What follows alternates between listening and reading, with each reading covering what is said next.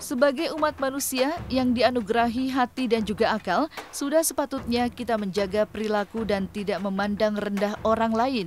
Selain itu juga, tutur kata dan lisan yang menyakiti orang lain juga dapat merugikan diri sendiri.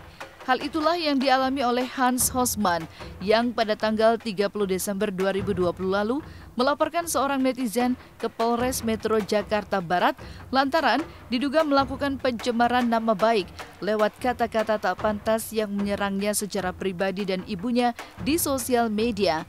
Kini, laporan tersebut terus bergulir dan Hans pun telah dimintai keterangan oleh pihak polisi. Lantas, seperti apa perkembangan kelanjutan kasus tersebut? Jadi aku udah ngobrol ini ke beberapa media ya. Aku itu orangnya cuek banget. Aku nggak peduli orang mau ngata-ngatain aku. Bahkan aku mau lihat seberapa hebat sih netizen itu bisa ngata-ngatain aku. Apakah aku akan anggap? Enggak.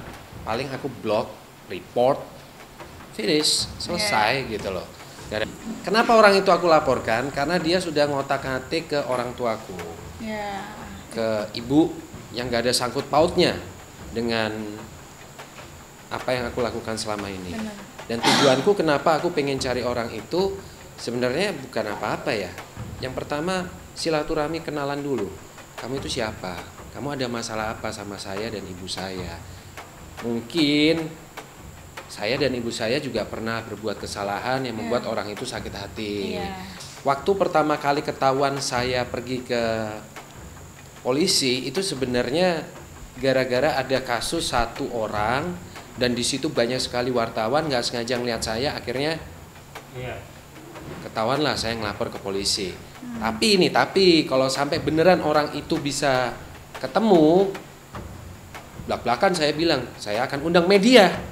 Saya akan ajak untuk bikin orang itu jadi terkenal, tapi yang selalu saya bilang, saya akan coba bikin orang itu terkenal dari perbuatannya. Perkembangan kasus hari Rabu kemarin tanggal berapa ya? Kemarin hari Rabu minggu lalu tanggal 27 saya dipanggil oleh Polres Metro Jakarta Barat, saya hadir untuk dimintai keterangan wawancara. Dan acara berikutnya nanti adalah pemanggilan saksi. Saksinya ya ibu saya. Dan ada satu lagi itu tante saya. Karena waktu saya buka handphone dan saya melihat ada komentar-komentar miring tentang ibu saya. Bukan komentar miring lagi, tapi itu udah ngata-ngatain banget. Cacian ya? Cacian banget. Ya adanya ibu saya dan tante saya. Perkembangan kasusnya sih kurang lebih seperti itu. Dan saya yakin betul ini udah era 2021, polisi-polisi kita pasti sangat hebat dan bisa menemukan pelakunya.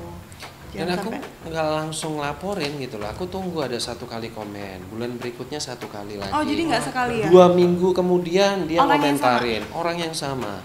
Dan saya merasa kayak diincar banget nih ibu saya dan saya gitu loh. Emang kami punya salah apa sih? Dan itu sudah dalam tolerir, nggak hanya 1 kali langsung lapor.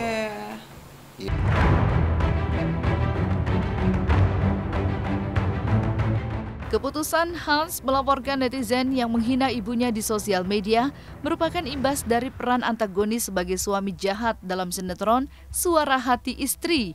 Awalnya, Hans menganggap hinaan itu hanya bentuk dari kekesalan netizen pada peran yang ia mainkan. Ia juga sempat beranggapan itulah sebuah keberhasilan dirinya dalam pendalaman materi hingga membuat baper para netizen. Namun, yang ia sesalkan adalah adanya penghinaan terhadap sang ibu yang ikut terbawa dengan kata-kata kotor. Tidak hanya Hans, lontaran kata-kata kasar juga kerap dialami lawan mainnya, Hafiz Devi Anjani, yang juga memerankan karakter antagonis dalam serial sinetron tersebut. Orang tuh komen di postingan aku yang bukan soal SHI, tuh bisa ngomong kayak, "Hai Kak Pelakor," atau yang kayak ini yang pelakor ya, yang kayak gitu. Padahal kan itu cuman peran ya gitu, tapi mereka nyebutnya udah pelakor. Iya, jadi senangnya oh berarti 1 orang nonton, kedua berhasil gitu. Oh, kita kenal udah lama. Lama banget.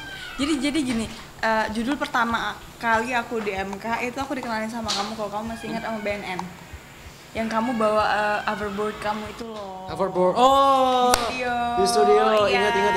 Ingat. Terus jadi ada satu sutradara ngenalin Hans, ini Devi baru masuk nih di MK, kenalan, terus Hans lagi main terus aku juga suka main hoverboard kan, terus aku kayak boleh pinjem nggak, kayak gitu, terus itu lama banget. Yang sama pertama kali adik kamu juga kan nemenin syuting. Iya.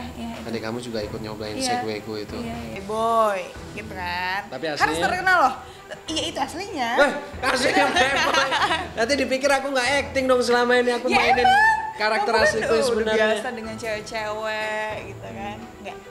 Ya itu aku ramah sama semua orang. Gitu.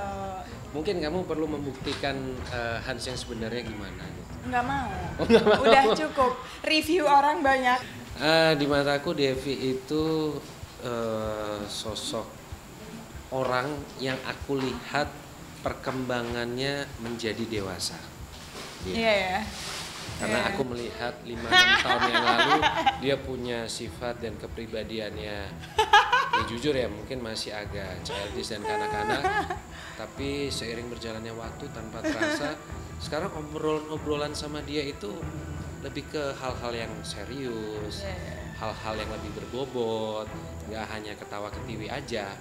Jadi kesanku aku merasa senang karena aku bisa melihat langsung perkembangan psikologi dari Devi, anak-anak menjadi dewasa. Kakak aku ya. Maksudnya kayak kalau misalkan nanya apa-apa, Hans beli ini di mana ya? Atau kayak tadi barusan kita ngobrolin, Hans kayaknya kalau misalkan mau nyari tempat pijat yang bagus di mana ya gitu. Ya maksudnya panutan terlalu berat ya. Iya, kakak berat. lah, kakak.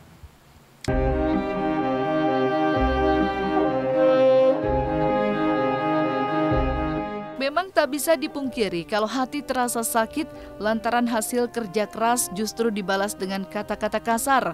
Jikalau Hans memilih masih membaca komentar netizen yang menyerang dirinya di sosial media, Hafiza justru berbeda.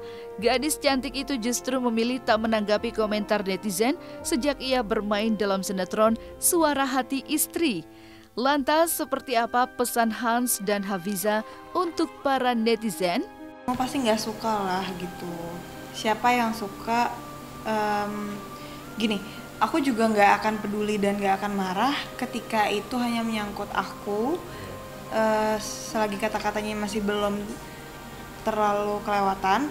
Tapi kalau menyangkut orang tua sekecil apapun itu atau keluarga kita pasti lebih sensitif. Makanya ya wajar kalau Han sampai sebegitunya. Justru menurut aku dia masih terlalu sabar sih, soalnya tadi dia ngomong masih mau ngajak ngobrol dulu baik-baik, nanya ada masalah apa. Kalau aku mungkin ya langsung aja gitu, maksudnya niat aku adalah mungkin kalau aku dihadapkan dengan hal yang sama pasti memberi efek jerak gitu, tapi mungkin nggak langsung dari aku ya, karena dari Hans juga mungkin bisa gitu buat yang lain berpikir lagi kalau misalkan mau komen ya dipikirin 2 kali deh gitu. Aku bisa dibilang orang yang nggak baca komen mulai dari tahun kemarin. Aku udah membiasakan diri untuk nggak baca komen, bahkan kadang komen teman-teman sendiri aku nggak bales karena aku emang nggak baca.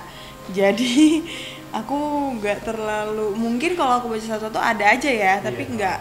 Justru yang biasanya baca tuh ke adik aku atau mamaku. Jadi kalau misalnya mereka baca dan itu kelewatan, aku baru dikasih tahu, deh itu di komen ada ini, hapus deh, nggak enak kayaknya gitu.